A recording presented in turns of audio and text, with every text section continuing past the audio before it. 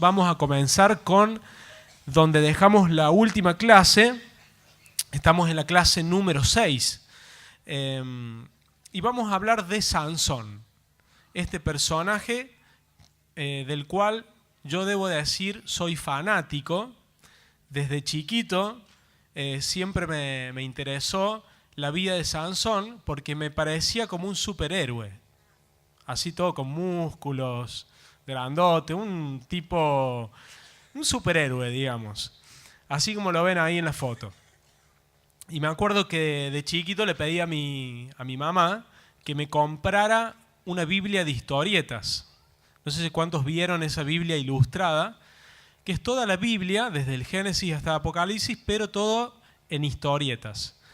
Y yo le rogaba a mi mamá hasta que la cansé y me la compró. Y me encantaba la historia de Sansón porque salía un hombre todo musculoso, un superhéroe, y yo quería ser como Sansón. Y acá estoy.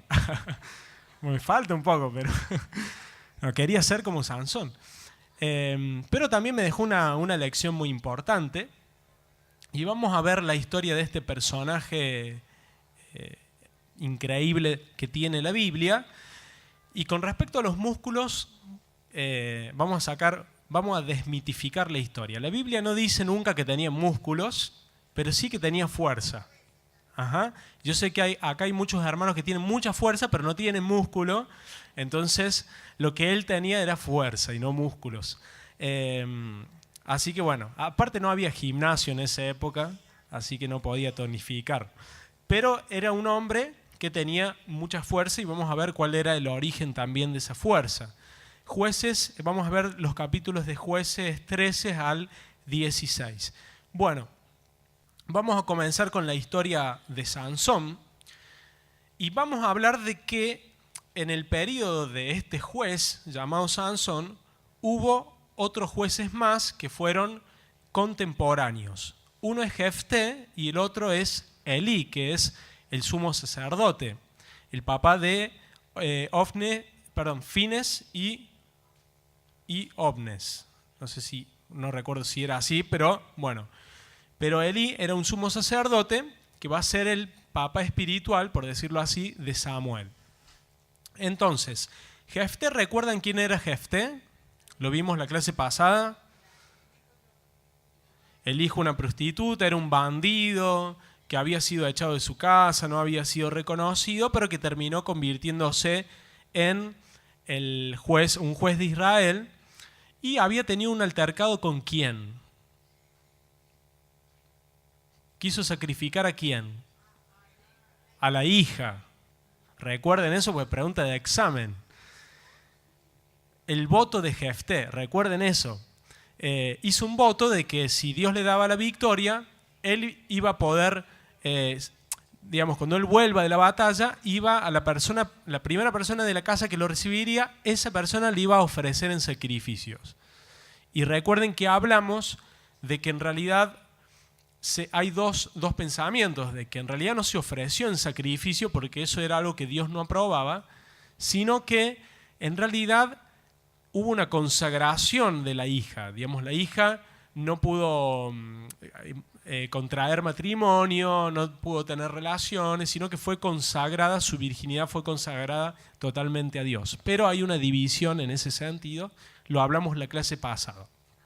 Bueno, pero ahora estamos con Sansón. Y en el tiempo de Sansón se dan estos dos jueces más, que es Elí y Jefté. ¿Qué pasa? Los filisteos son el nuevo pueblo enemigo. Hablamos clases anteriores que los filisteos eran pueblos llamados los pueblos del mar, que venían desde Europa y se instalaron en la franja, lo que es ahora la franja de Gaza. Invadieron Egipto, pero desde allí fueron echados por Ramsés III en el 1180 a.C. y como fueron echados de Egipto, fueron y se instalaron en Canaán y fundaron 5 ciudades-estados, que son Gaza, que hoy son ciudades que actualmente existen, Gaza, Asdod, Ascalón, Gat y Ecrón. Son 5 ciudades-estado con 5 reyes que formaron una liga que se llamó la Liga de los Filisteos. Pero nace un personaje para derrotar a estos nuevos enemigos que cada vez iban tomando más posesión del territorio que le pertenecía al pueblo de Dios. Y nace un tal Sansón, que significa sol. Eso significa el nombre Sansón. Y es un nombre muy apropiado porque Sansón vino como un rayo de luz a traer libertad a un pueblo oprimido.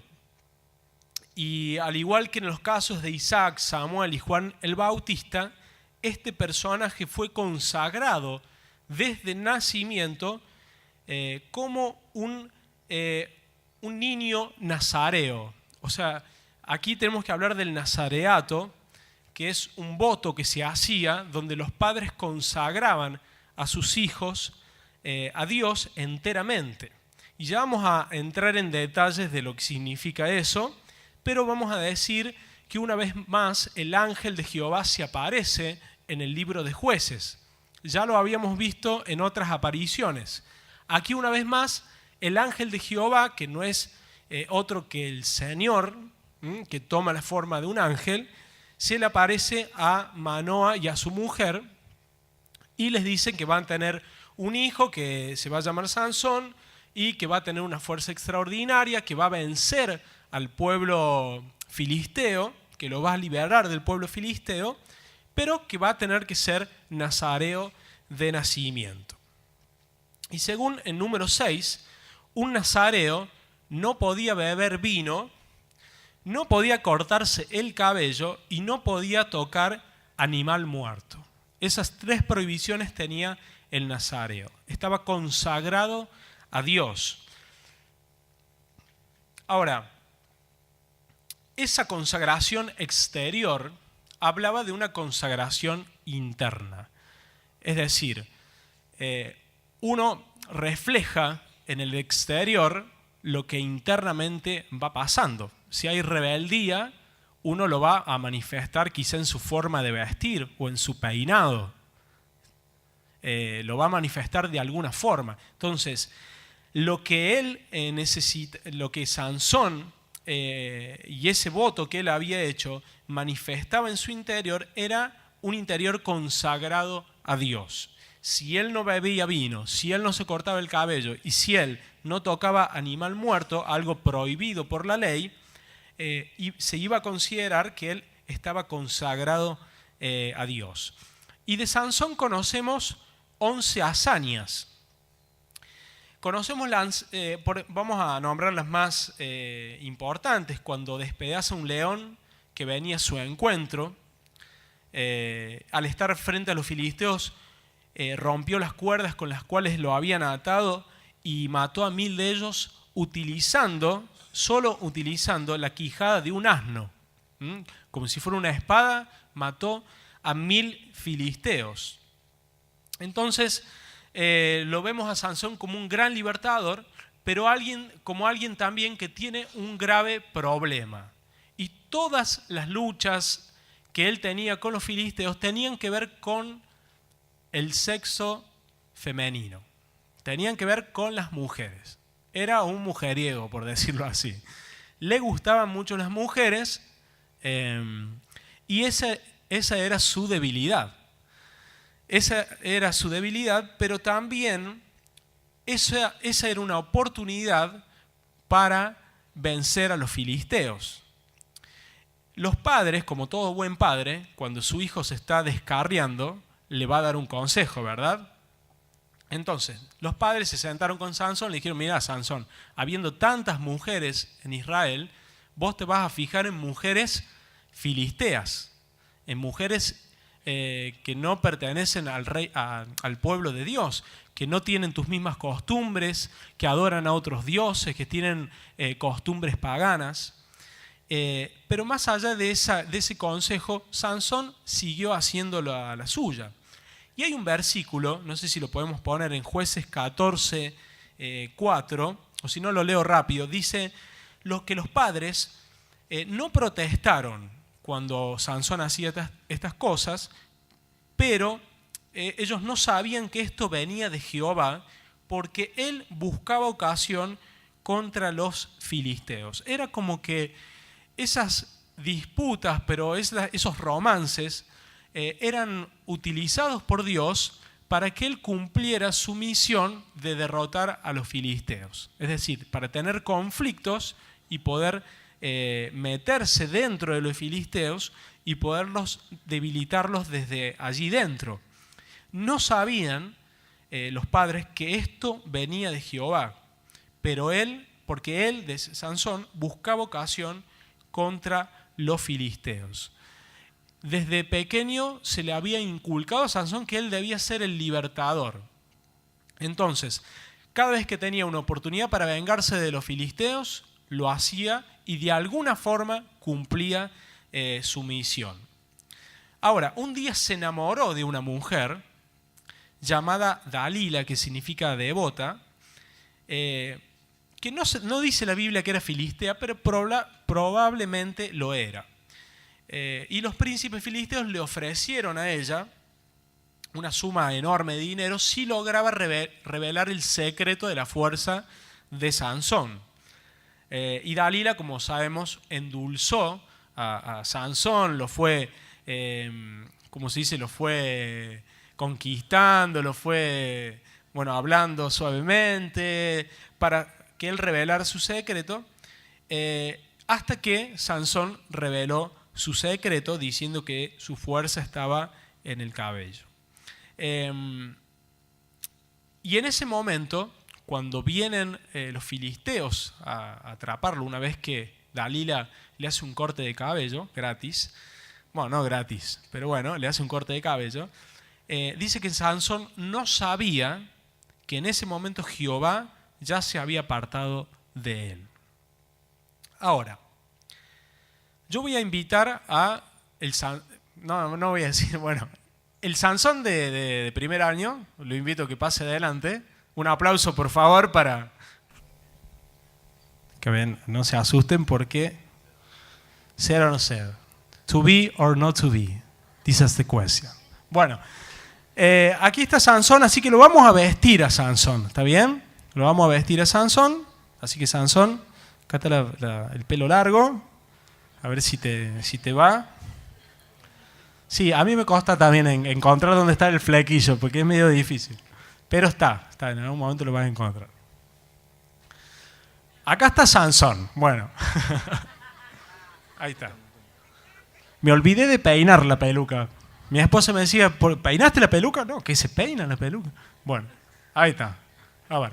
Acá tenemos el Sansón. Ya, ¿cuántos años tenés? 39. Ya tiene 39, Sansón ha recorrido una vida, pero tiene fuerza. Dios lo ha dotado de una fuerza especial. ¿Por qué? Porque está lleno del Espíritu Santo. Recuerden que los jueces no solo eran escogidos por Dios, sino también investidos del Espíritu Santo. La cuestión fue que Sansón no podía, el voto de Nazareo decía que no podía cortarse el cabello, no podía tomar bebidas alcohólicas, no podía tomar vino, ningún fruto de la vid, y no podía tocar un cuerpo muerto. Entonces, sería un error pensar, y aquí vamos a desmitificar también la historia, sería un error pensar que la fuerza de Sansón estaba en su pelo. No estaba en su pelo la fuerza de Sansón, estaba en su consagración a Dios. Cuando él se termina de cortar el pelo, que es lo último que hace porque él ya había tomado vino, había ido a fiestas, ya había tomado vino, después vamos a orar por la hermana, es coca. Sí, le puse. Bueno, ya había tomado vino, porque él iba en fiesta. Si ustedes estudian la historia, estaba de fiesta en fiesta. Y seguramente habrá... No él, ¿no? Claro, Sansón. Bueno, y ya había tocado varios cuerpos muertos, pero varios cuerpos muertos, empezando por el león y otros cadáveres. y ya había tocado cuerpos muertos. Ahora, lo único que le faltaba para que el Espíritu Santo se fuera de él y lo abandonara completamente, era que viniera Dalila y le cortara el cabello. Y aquí le vamos a sacar el cabello. Y quedara así, sin cabello. Ahora, en ese momento, él pierde la fuerza. Pero pierde la fuerza porque había cometido pecados anteriormente y había roto el voto de Nazareo. O sea, había dejado de estar consagrado a Dios. El pecado había entrado en su vida, había sido desobediente a Dios. Él había jugado con el pecado y le había faltado a lo que Dios le había prometido. Entonces, cuando él se dejó de consagrar, empezó a perder fuerza. Empezó a perder fuerza hasta que ya lo último, que era su cabello, símbolo de su consagración, cuando ya no estaba más, los filisteos pudieron atraparlo, le sacaron los ojos y lo enviaron a trabajar en un molino, como un esclavo, como un pobre esclavo. Ahora, decíamos recién, es un error pensar que su consagración estaba en el cabello. No estaba en el cabello. ¿Por qué no estaba en el cabello?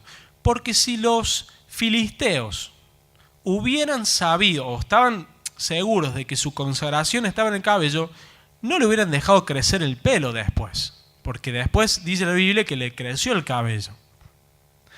Pero, ¿por qué ese final de Sansón que ustedes conocen, donde él se arrepiente ante Dios, hace una oración en realidad pidiendo a Dios fortaleza cuando es llevado al templo de los filisteos?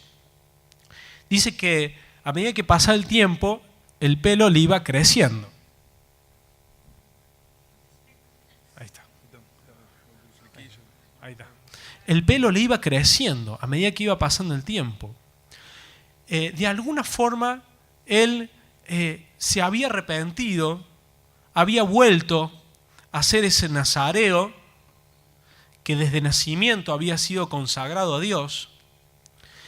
Y en el momento más delicado de su vida, es llevado, ya no tiene ojos, es llevado al templo, y en el templo es colocado, él pide que un niño lo coloque entre las columnas principales, y en ese momento él hace una oración, le pide fortalezas a Dios, que Él le dé la fuerza para cumplir el propósito por el cual había venido al mundo, que era derrotar a los filisteos y era liberar a su pueblo. Y en ese momento él ejerce, el Espíritu Santo vuelve en él ejerce esa fuerza y puede derribar las columnas y puede derribar ese templo y traer libertad al pueblo de Dios. La pregunta es, ¿Sansón está en el cielo? ¿Fue salvo? No lo sabemos, pero sí hubo una muestra de arrepentimiento. El ver cómo él había terminado, esos ojos, es muy importante los ojos en la historia de Sansón, porque los ojos era aquello que lo llevó a pecar, porque él vio, él codició, él veía a las mujeres, las codiciaba, y esos ojos lo habían llevado a pecar. La Biblia dice que si nuestros ojos es un medio para pecar, para caer, es mejor sacarlo. Si nuestro ojo derecho nos hace pecar, es mejor sacarlo que entrar al infierno con los dos ojos y perdernos para siempre. O sea, y en este caso, los ojos de Sansón, por los ojos había entrado el pecado. ¿Y qué es lo primero que sus enemigos hacen? Le sacan los ojos. El castigo cae sobre su instrumento de pecado. Le sacan los ojos.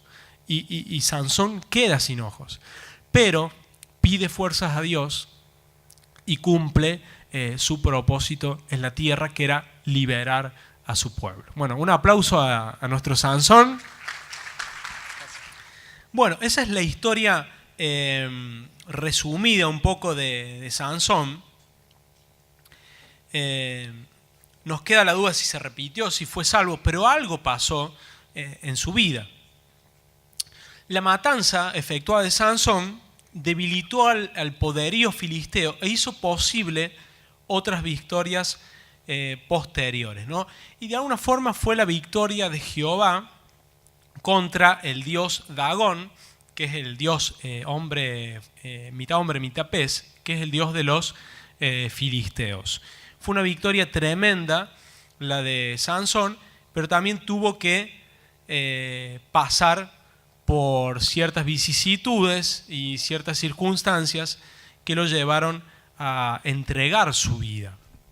Y esto de entregar su vida para salvar a su pueblo nos hace recordar a alguien, nos hace acordar a Jesús. Por eso decimos que Sansón es un tipo de Jesús en estos sentidos.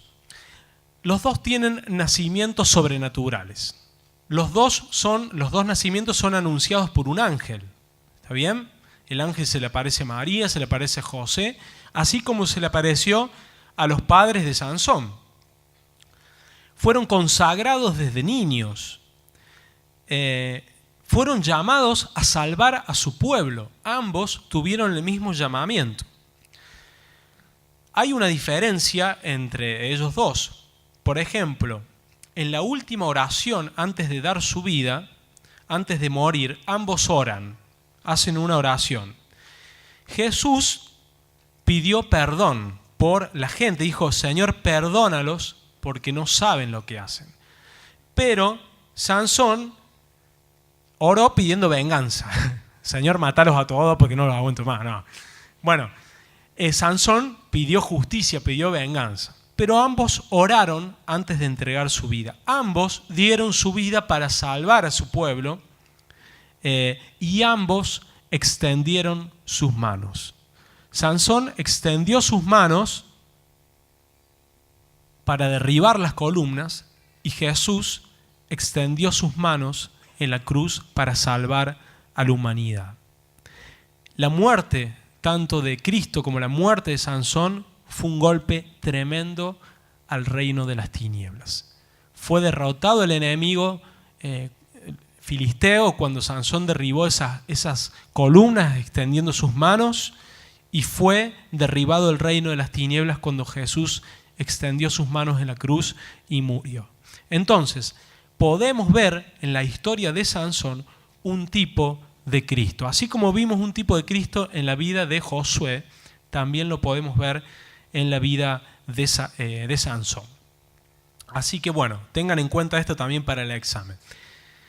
Después de que Sansón muere, hay un tiempo de paz, pero desde Jueces capítulo 17 al 21 tenemos la situación social. En esa parte empieza a haber problemas nuevamente porque la gente se aleja de Dios. El pueblo, las diferentes tribus se alejan de Dios. Hay un tiempo de inmoralidad, hay robos, engaños, hay una fuerte ignorancia espiritual, hay corrupción, hay guerras tribales. Empiezan a haber guerras entre las diferentes tribus y se produce lo que se denomina anomia, que es un término tomado de la sociología, y con un alumno lo discutíamos la clase anterior y él me pasaba una definición de esta palabra muy interesante. Y saben que anomia es una palabra que significa, está formada por un prefijo que es el a, que es la ausencia de, y la palabra nomos, que es ley, orden y estructura. Es decir, ausencia de ley, de orden y de estructura. Es decir, no había tampoco una visión de futuro. No había metas claras, no había progreso, no había nada. Era todo un desorden, un caos, y había que sobrevivir. Y eso evidenciaba cada vez más que el pueblo necesitaba a un rey. Necesitaba a un rey. Y ese rey más tarde va a ser el Rey de Reyes, ¿está bien? Nosotros dijimos que tanto Josué como Jueces vemos la corrupción del hombre, se equivoca, se arrepiente. ¿Se acuerdan de las 4 letras? ¿Se acuerdan? Bueno, se arrepienten. No, primero era apostasía, ¿recuerdan? Apostasía, castigo, arrepentimiento y liberación. Ahí está. Entonces eso es un ciclo que se repite y eso evidencia la necesidad de un redentor, de que Jesús viniera y solucionara el problema del pecado, porque el hombre por sí solo no podía cumplir la ley, necesitaba un redentor. Y en la Biblia vamos a notar cómo Dios nos va dando señales, pequeñas señales de la próxima venida de Jesucristo. Esto es importantísimo. Era evidente la necesidad de un rey. Pero en los tiempos de los reyes, Dios nos va, a través de su palabra, nos va a mostrar, nos va a seguir tipificando a este próximo redentor que va a llegar, que es Jesús. Y lo va a hacer a través de la historia muy interesante de una mujer llamada Ruth. Así que vamos a ver Ruth ahora, esta historia que podría ser una telenovela muy exitosa en la actualidad por cómo es la historia. Y vamos a ver cómo también vamos a aprender un concepto fuerte sobre la palabra redención. Pero vamos a hablar primero de Ruth. Creo que tenemos un mapa en la próxima placa para mostrar. Ahí tenemos un mapa. La historia de Ruth es una historia que te atrapa cuando uno la lee. Son pocos capítulos, son 4 capítulos. La pueden leer fácilmente en menos de una hora, pero una historia atrapante. Desconocemos quién es el autor de Ruth. No sabemos quién lo escribió, pero sí sabemos que fue en el tiempo de David.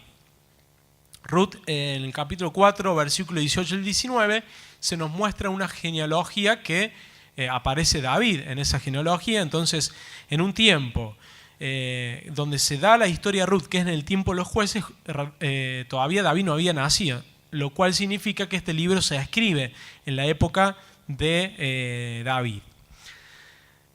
Dijimos que la historia se produce en los tiempos de los jueces, es decir, que usted en la Biblia tiene, en el índice tiene a Josué, Jueces y Ruth, ¿verdad? Pero Ruth tendría que aparecer en medio de Jueces. O sea, tendría que ser Josué, Ruth, Ces. No sé si entienden. Bueno, así tendría que aparecer porque la historia de Ruth sucede en medio de la historia de los jueces. La historia cuenta de Ruth que empezó a haber hambre en Belén. Y eso algunos creen que en los tiempos de Gedeón, recuerda que vimos la historia de Gedeón donde había hambre, ¿se acuerdan? Que había hambre porque venían los moabitas, los madianitas, a atacar, claro, a llevarse el trigo, a llevarse la cosecha. Y en ese tiempo hubo mucha hambre en la tierra. Y usted cuando empieza a leer Ruth, dice que había mucha hambre y que había hambre en Belén.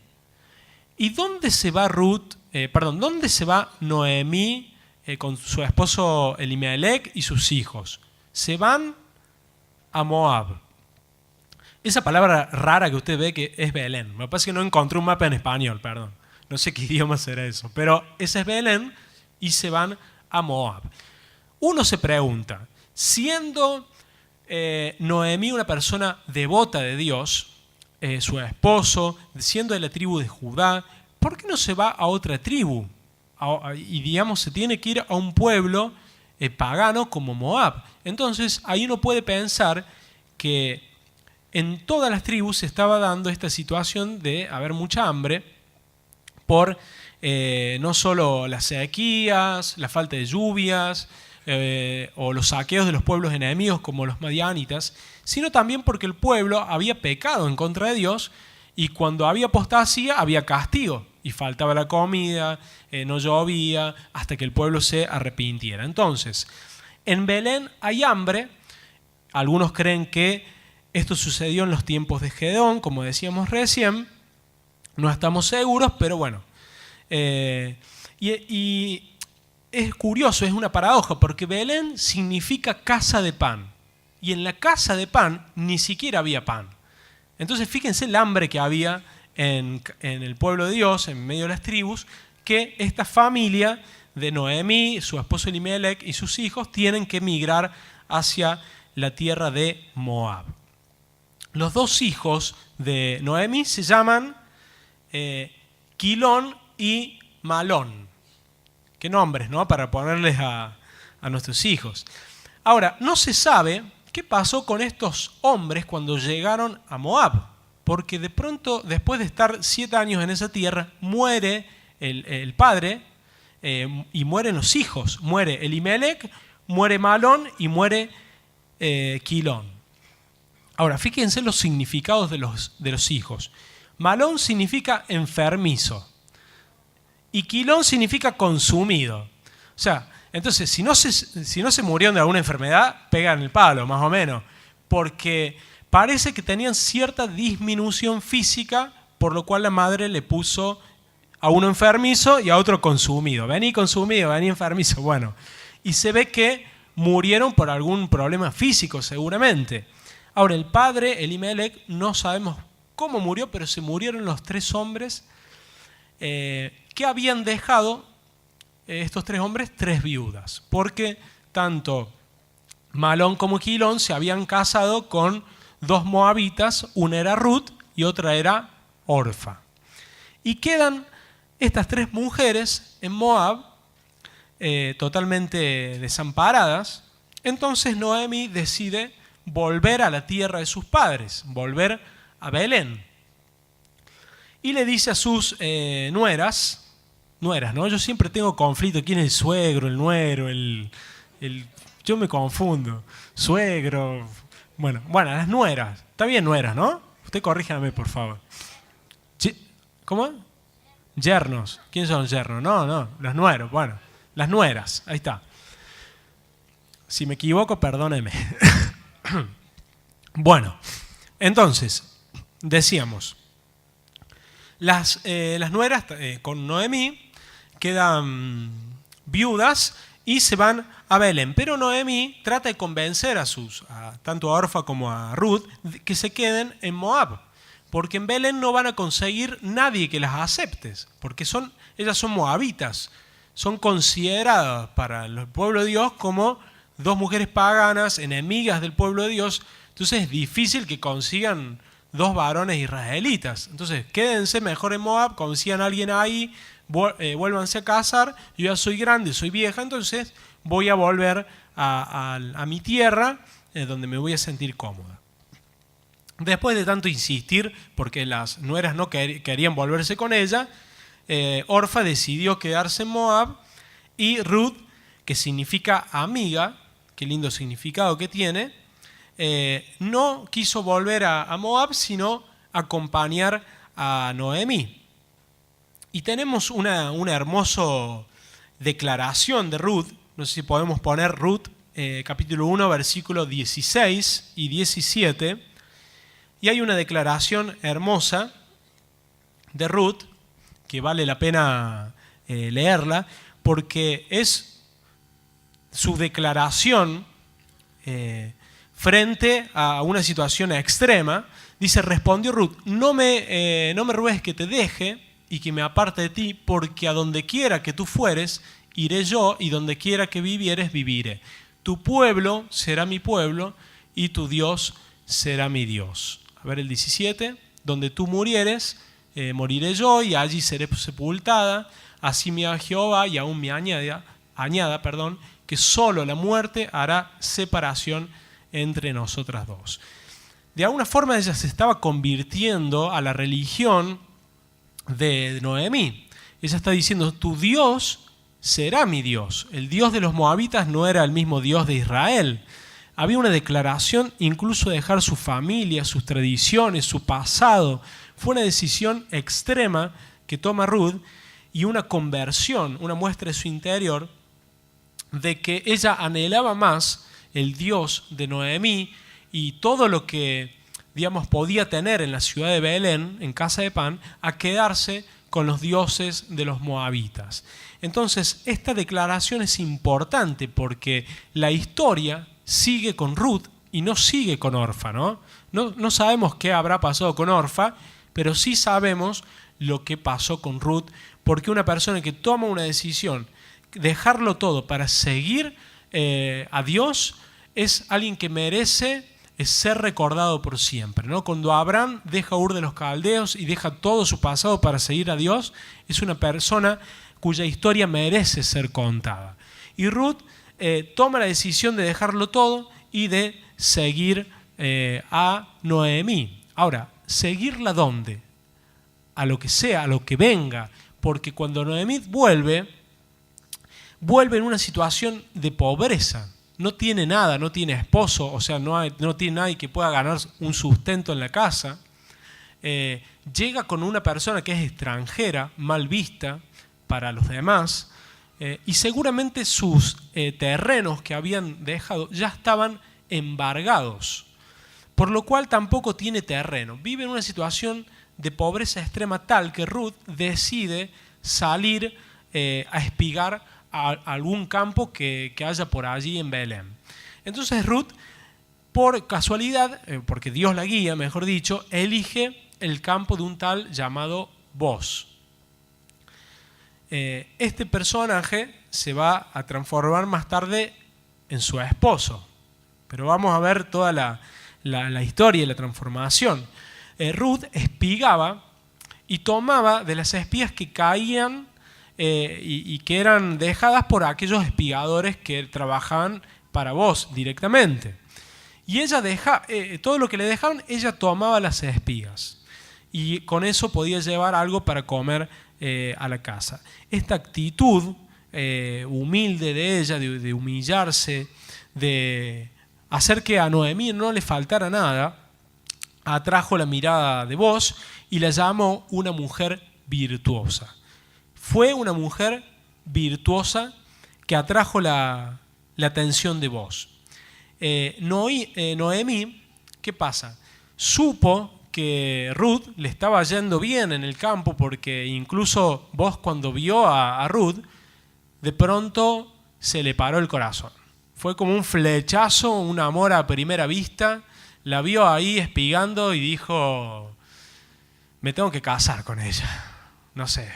Fue como un flash que le dio, y ahí estaba Ruth espigando, y cuando él la vio quedó enamorado. Entonces, ¿qué hace cuando un hombre está enamorado? A ver las mujeres, cuando sus esposos se declararon. Seguramente no fueron de una y se declararon. Le dijo: che, ¿tenés hora? O siempre sacan un tema, ¿no? Hay que sacar un tema para después ir al grano. Pero cuando un hombre está enamorado de una mujer, siempre trata de agraciarse, hacerle un regalito, enviarle flores. A ver, ¿cuántos esposos le enviaron flores a sus mujeres? Para conquistarlas, ¿no? Bien, bueno. Tenemos a un par de valientes acá. Los demás no sé cómo lo conquistaron, porque son hermosos seguramente, entonces su esposo lo vio y no hace falta flores, bombones. Bueno, entonces, como Boz no era muy hermoso, no lo sabemos, pero se acercó y se quiso congraciar con Ruth y le dijo: bueno, Ruth, ¿cuál es tu nombre, Ruth? Bueno, ¿de dónde venís? Bueno, y le cuenta. Y la cuestión que Boz lo deja trabajar con sus espigadores profesionales. Entonces, de pronto Ruth, que venía trayendo un poco de trigo a la casa, de pronto trae un montón. Y Noemí le llama la atención y dice: ¿pero qué pasó? No, conocí un hombre que se llama Boz. Y cuando Noemí escucha ese nombre, sabe que Boz es pariente de su esposo fallecido. Y sabe que como pariente puede transformarse en el redentor de Ruth. Y aquí vamos a entrar a una ley que había en ese tiempo, donde, esto hay que leerlo en hay que leerlo en Deuteronomio 25, de 5 al 10, pero yo le comento más o menos rápidamente. Cuando, por ejemplo, en este caso, una mujer quedaba viuda, no tenía esposo, un pariente de su esposo, por ejemplo su hermano, tenía que casarse, adoptar a esta mujer, darle descendencia, pagarle todas las deudas, pagarle la tarjeta de crédito que gastó en el shopping, no, mentira, pero pagarle las deudas y todo lo que había quedado embargado, él lo tenía que pagar, y ese hijo que tuvieran ellos dos era el heredero de toda esa herencia que le pertenecía al padre que estaba difunto supuestamente, ¿no? Entonces, no sé si se entendió, pero el pariente más cercano al hombre difunto tenía la obligación por la ley de casarse con esa mujer, darle descendencia, redimirla, ahí está el concepto de redimirla, y poder pagar todas sus deudas. Todas sus deudas. Ahora, ¿qué pasaba si alguien no quería hacerlo? Era considerado maldito y la mujer lo podía escupir en la cara. O sea, la que no se casaba con él se lo podía escupir en la cara. Imagínense un hombre que ya tenía su familia, tenía su esposa, sus hijos, de pronto viene y dice: mi amor, me voy a tener que casar con otra mujer, pero vamos, no te hagas problema porque vamos a vivir todos en la misma casa, te voy a tener que tener hijos. Imagínense la otra mujer lo que habrá dicho. Pero estás loco. Bueno, entonces, cuando Noemí se da cuenta que vos es el pariente más cercano, va a tratar, le va a decir a Noemí: vos te tenés que casar con ese hombre. Lo va a convencer. Ese hombre es tu redentor, es el pariente más cercano y te puede redimir, nos puede sacar de la pobreza. Entonces Ruth, ya con esta presión que le había metido Noemí, pero también, bueno, con esta intención de ser redimida por vos, va a hacer digamos, a tratar de mostrarle a vos de que ella es la persona que él tiene que redimir. Y lo tiene que hacer porque así lo dice la ley. Entonces, por costumbre, cuando se hacía esto, ¿no? La costumbre decía que cuando el hombre estaba durmiendo, la mujer tenía que venir y acostarse a los pies de este hombre. Y este hombre, si aceptaba casarse con la mujer, tenía que extender su manto sobre ella, es decir, cubrirla. Y es interesante porque la palabra manto que aparece ahí en Ruth es la misma palabra del hebreo para la palabra ala, el ala de un ave. Entonces, lo que hace vos cuando Ruth se anima a ir mientras está durmiendo vos y a dormir en sus pies, y en ese momento él extiende su manto aceptando casarse con ella, la está cubriendo, la está redimiendo, le está diciendo: nunca más vas a vivir en pobreza, nunca más vas a ser una persona sin herencia, sin familia, sin una persona con perdiciones, con deudas. Yo te cubro, yo te redimo. Era lo que vos, el mensaje vos que le estaba diciendo: al extender su ala, su manto, ahora vas a vivir bajo las alas mías, y yo voy a ser tu Goel, que es la palabra para redentor. Yo voy a ser tu redentor. Pero, ¿qué pasa? Había un pariente mucho más cercano que vos, que se metió en el medio. Y la cuestión entonces es que vos no podías casarse con Ruth. Porque si había un pariente en el medio, el otro pariente mucho más cercano, este sí se tenía que casar con vos. Entonces, después de tanto lío, surge este pariente que no sabemos quién es, no sabemos su nombre, nada. Entonces, él decide casarse con Ruth. Porque se ve que Ruth no era fea, era una mujer muy, muy hermosa, joven, muy linda. Decide casarse con Ruth por obligación. Y bueno, le dijo a su mujer: me voy a tener que casar con ella porque bueno. La cuestión es que cuando vos, delante de 10 consejeros, le dices: mira, vos te vas a tener que casar con Ruth, pero también te vas a tener que hacer cargo de las deudas que ella tiene, de los campos embargados, y una vez que pagues todo eso, todo eso, toda esa herencia, no va a ser tuya, va a ser para el hijo que vas a tener con ella.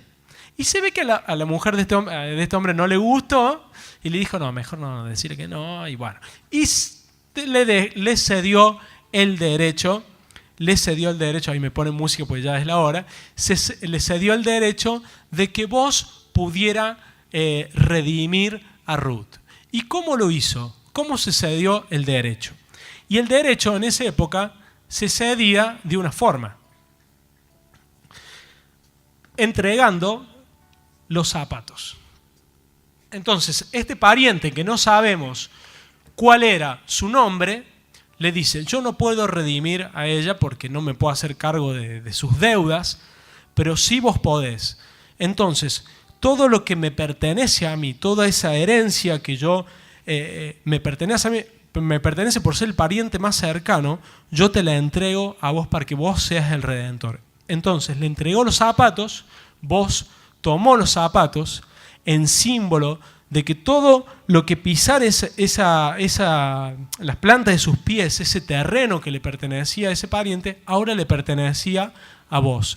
Y vos no solo que tomó los zapatos que no le pertenecían a él, se hizo cargo de algo que no le pertenecía directamente a él, sino que pudo redimir a Ruth. Ahora, ¿por qué alguien que tiene campos, que es tan importante como él, porque tenía muchos empleados, era un hombre, podríamos decir ahora millonario, ¿por qué le interesa casarse con una mujer pobre, una mujer extranjera, una mujer sin futuro, una viuda encima que ya se había casado?